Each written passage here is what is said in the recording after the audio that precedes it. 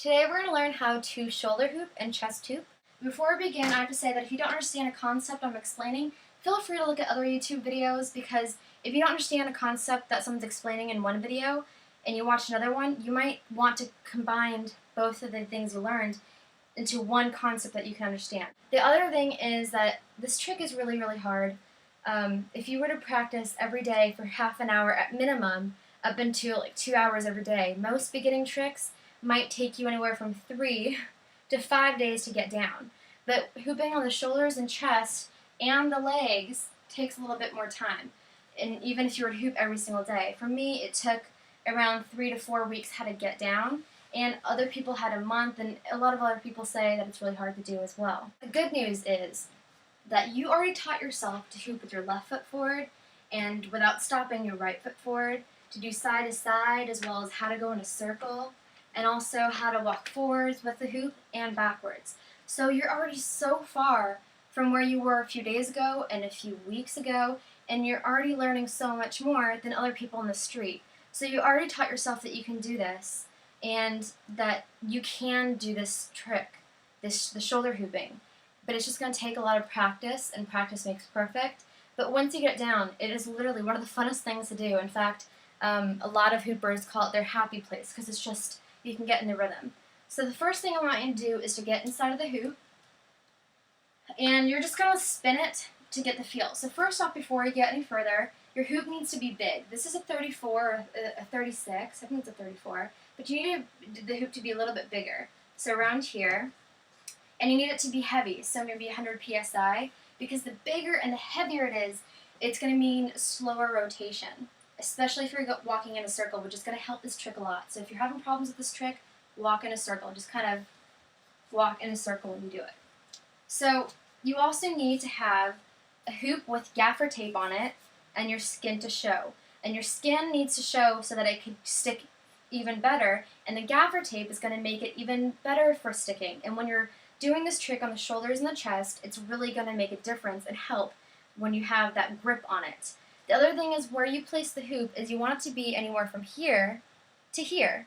The further up it goes, the more it's likely to hit this part and roll all the way back up here and hit your neck. And that's when a lot of people get annoyed and find it difficult to hoop, because it kind of takes your breath away when you're hooping on your shoulders and then it goes back up to your neck without warning. So ideally, hoop with hoop right here all the way down to here. So what you want to do is start at your waist and just kind of get a feel. So waist hooping, don't move your waist at all. Let's see how many times it goes in a circle. So 1, 2, 3, okay. 1, 2, 3, 4. And that's without, or 5. And that's without moving my waist. So let's try on the shoulders. 1, 2, 3. So right off the bat, you can tell that it's having a little bit more trouble staying up on the shoulders. And the reason is because it's telling you that it needs you to be a circle much like your waist and your hips are. But how do you make yourself a circle when your chest is a square and adding your shoulders is a rectangle shape? Well, that's when you have to focus and rely on your pushes to make a circle. There are 4 pushes that you have to keep in mind when you're hooping on the chest. There are 2 main ones: the forward push, the back push, and then the 2 other ones are the side pushes. So what you're going to do is the motion, get the motion down. This is called the cat back, and you should also do this when you stretch, which is, you should stretch before you hoop anyway. So legs shoulder width apart, you're going to bend. So if you're in volleyball, not as low as volleyball, but still pretty low, but the lower you go, the more you're going to have flexibility with your back and this trick. So just bend low, as if you're talking to someone or you're taking a poo or something. I don't know how you would go to the bathroom like that, but and then you're just going to stick your booty out, push your chest forward, and then go back. And that's why they call it a cat back. The other thing you should learn, if this is not clicking for you, is if you like to pretend that you're an amazing dancer and you do this like quirky little tricks when you're in the club, like me, you watch a lot of dancing movies because you love dancing so much, like me, you might see this trick. So the trick for this is every single time your chest is following your hand. Every time your hand goes forward, your chest is following. Every time it goes back, you're following that as well. Or think of it like this. Something is heavy and it's being put on your chest. Or someone is walking by and you don't want to, get near them. Your chest is going to be pushed back first, and your arms are going to be the last thing to move with it. Or imagine someone is pulling you forward, or that someone is putting ice down your back, or that someone is pushing you. So you have those two pushes, forward and back. And your shoulders are at your side, and I'll show you what to do with your shoulders later on. So let's try it with just the forward and back push. Forward, back, forward, back, forward, back. So it's staying up, but you feel like it's going to wobble out of control, and you need more control. And that is where your arms come into play, or not even your arms, just like the side pushes. So imagine that you're in the center of the hoop, and someone gave you a belt to go around your bosom, and they stuck paintbrushes all around the front of your chest, and your arms are up. So also this helps if you're just chest hooping, just the forward and back push. So forward, back, really keep that motion in mind.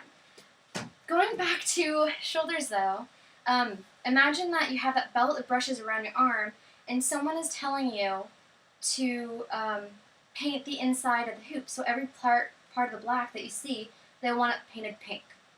So what you're going to do is pretend, without moving your waist or the hoop, that you're painting the inside of the hoop. You're just going to focus on the chest. You're going to focus on moving the chest. Focus on that forward push and the back push, but kind of make the side pushes a circle. And that's why you have the side pushes as well. And if you're including your arms in this as well, what you're going to do is put your arm right here on the inside or like the side of you. And this arm is not allowed to do this or this. So this far. So imagine that you have a very, very long spaghetti strap right here, and bring it down here, and it's going to be this little parameter of where your arm is able to go. It cannot go any further than that. Try to keep your arm as close to this area, so this part and this part, as much as you can without completely going out of control or being very stiff. And what you want to do is you want to have your shoulders back. If you have your shoulders forward, the hoop is going to follow where your shoulders are going. And do you see where this is going? It's going down. So you want your shoulders back so you have, you don't have that worry. So just kind of keep your shoulders back. What you want to do is you want to have your arms loose. Not like spaghetti. This is not spaghetti. Or this is spaghetti, but don't do that. You want to keep this part controlled. The upper arms controlled. While the bottom acts as spaghetti. And keep your fingers loose, because a lot of times people will clench them or stiffen them, and they'll start to stiffen the bottom, and they'll start to stiffen this part, and then as soon as you know it, people are just doing this, and they look kind of crazy. So kind of keep it loose. The other thing, I don't know why I keep picking up the hoop, the other thing you have to know is, as you start to practice this, you'll start to understand that shoulders are really important. Everyone learns differently when they shoulder hoop and chest hoop, and what they do with their shoulders, it kind of goes and fits with how they learn and what works for them. So what works for me is I have a control shoulder, which means when I hoop to the right, to the left, my right shoulder is the control. So it will push out to give the hoop momentum. And it'll also, if the hoop is too high, it'll shrug and bring it down. If the hoop is too low, it'll shrug before the hoop comes around, or I'll have the hoop on your shoulder, and it'll shrug as it comes around. If that made any sense at all. So right now, as you can see, my right arm is kind of, this is me hooping naturally. My arm is kind of hitting outside. It's kind of being a little bit more, it's like going out more, if you could see that. While the other hand, this one, right here, barely does anything. The other thing is, if it's too high, so it's like, oh my god, it's so high, what do? You're going to lift it up high and bring it down. So, high and bring it down. And the move is very quick, based on your hoop as well. So as it hits the back, and you want it to go down, you're going to shrug before it hits your shoulder, and bring it down. For another tutorial, if you want to learn how to get it from your neck, because it will pop back to your neck as you learn, how to get it from your neck to your shoulders and control it, that's in my next video.